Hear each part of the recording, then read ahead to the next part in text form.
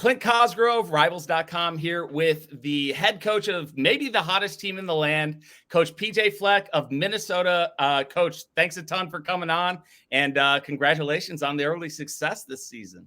Well, I appreciate you having us on, Clint. It means a lot, man.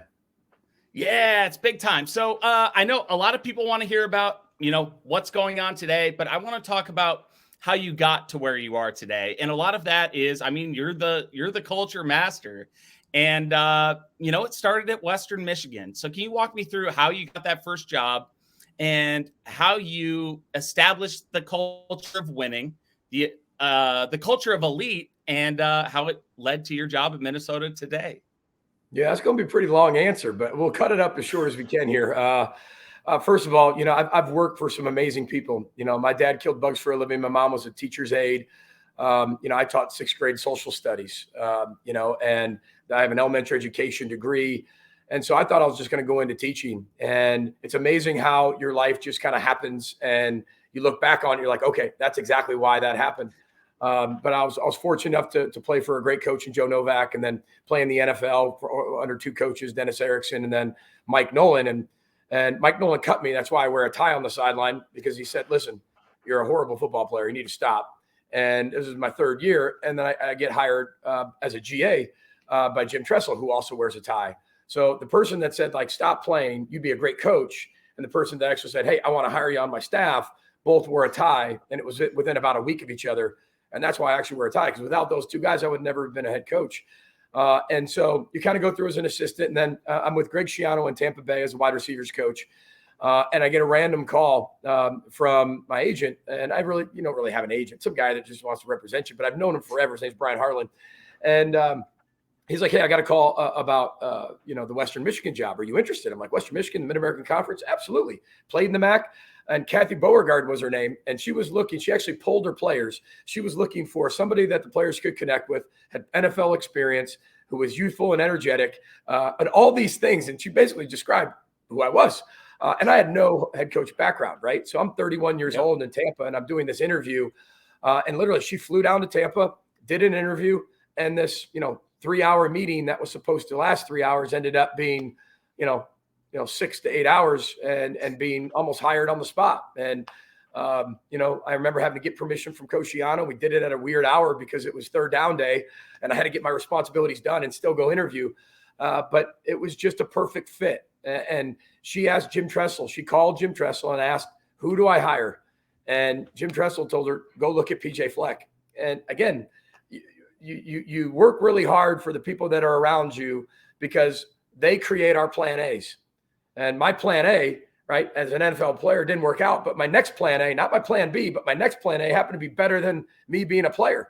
And if you work hard enough, the people will notice around you and want to help you in your life. And that's what the people did with me. And that's how I became a head coach. Kathy Beauregard was crazy enough to hire me. And I mean that. And I talked to her to this day. I talked to her yesterday. She was crazy enough to take a chance on me. And that takes a lot of courage, especially then after 1-11, you go 1-11.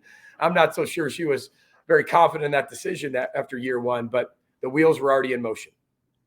But you proved everybody wrong. You are the culture master. You established it there.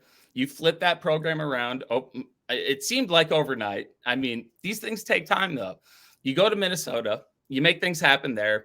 You guys are 4-0, absolutely killing it. What lessons did you learn at Western Michigan that you brought to Minnesota and really established? I guess my biggest question is the culture. How do you do it?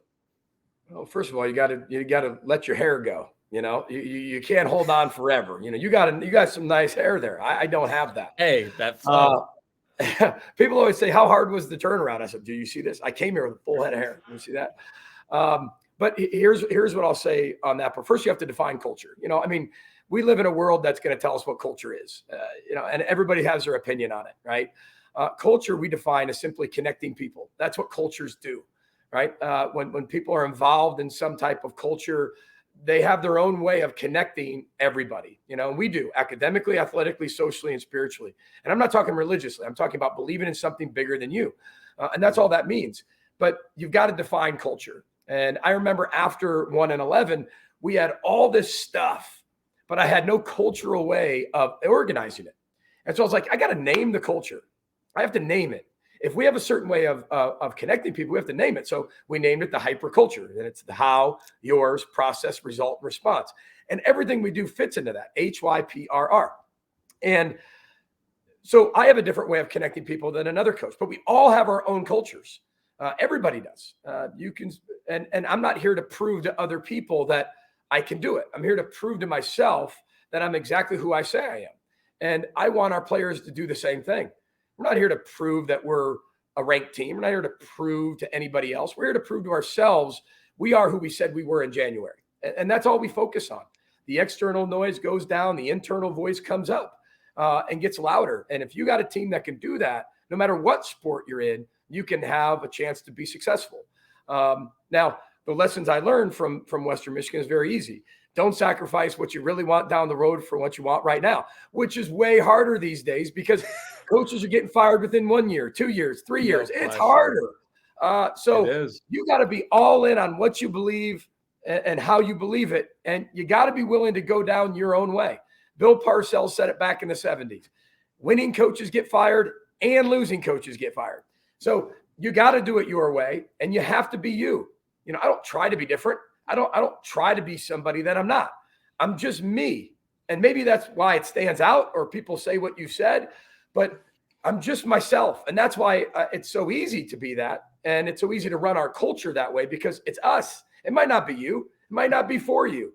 When I say I'm not for everybody, that's what I mean. I'm just being me.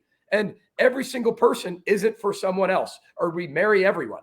Like you're not for everybody, right? So I'm not afraid to say that, but that doesn't mean it's bad. It just means I'm looking for the right fit. I'm not here to recruit. We're here to select, and we're here to players to select us. You know, I don't want anybody to come here that doesn't want to come here. I don't want to, no one's here to trick anybody. We tell them everything that's going to happen the minute you walk in these doors. Now, that gets used against us in recruiting. You know, oh, you come here, you don't have to sit in the first 2 rows. You don't have to sit up front. You don't have to. Well, okay, well, then you're probably not a great fit for us.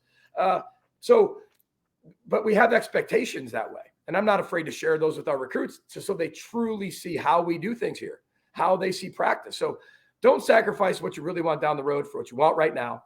2 would be, control. Controls for amateurs. I was the youngest head coach in the country for like 5 years. And I still remember, like, we're going to do this because. If you just say because, no one's going to follow you. No one's going to want to be a leader because I said so. But that's how you and I were probably raised. Controls for amateurs. The minute I allowed my staff to take control of their own position and not micromanage people and become a better head coach and know what that meant to me, I was better. And again, you're still working on that. I'm not saying I've mastered that because I haven't mastered doing anything, but I'm working on that daily.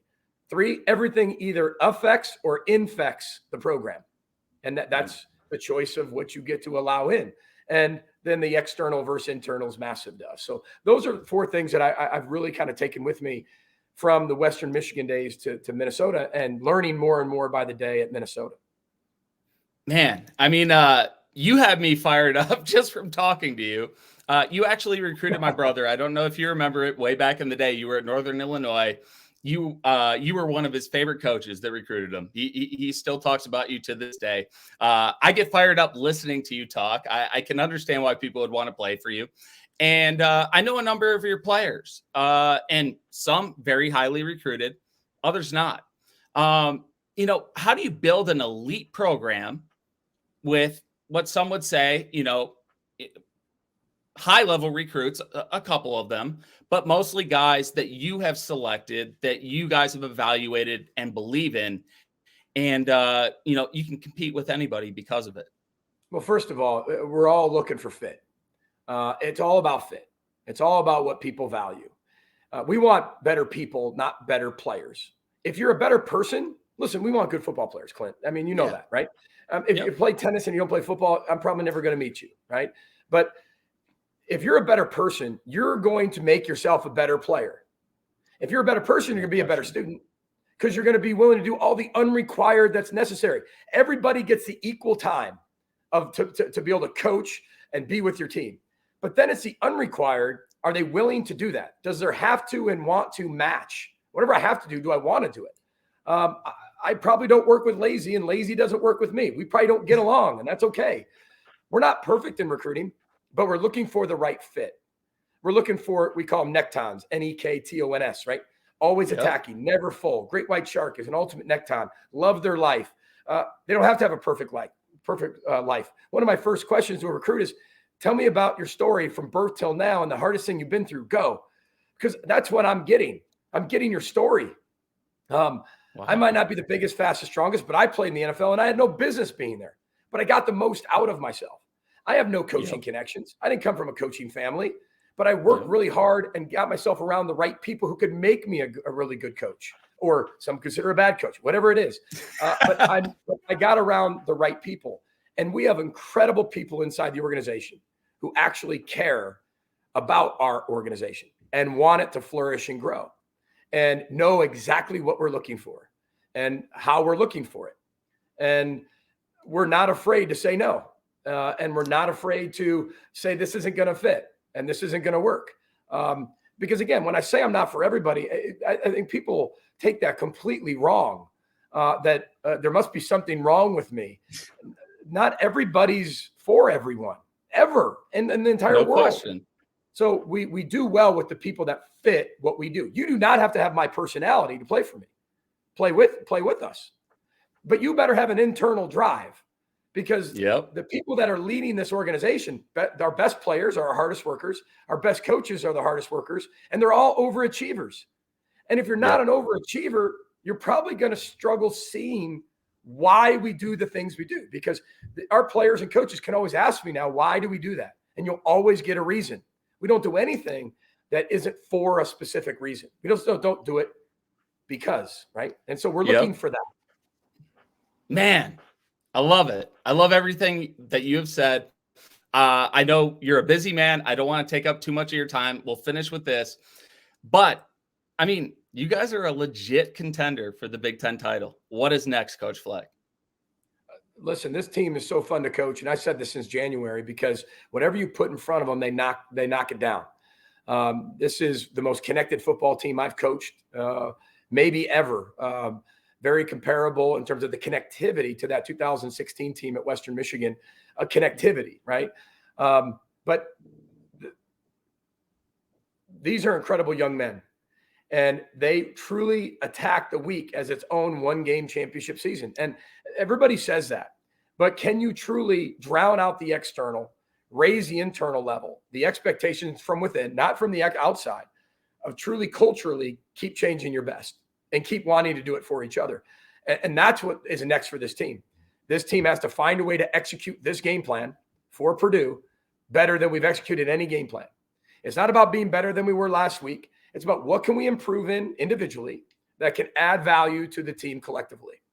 And that's what we're going to focus on. Find a way to be 1-0 in a Purdue championship season, because every game in the Big Ten is a rivalry.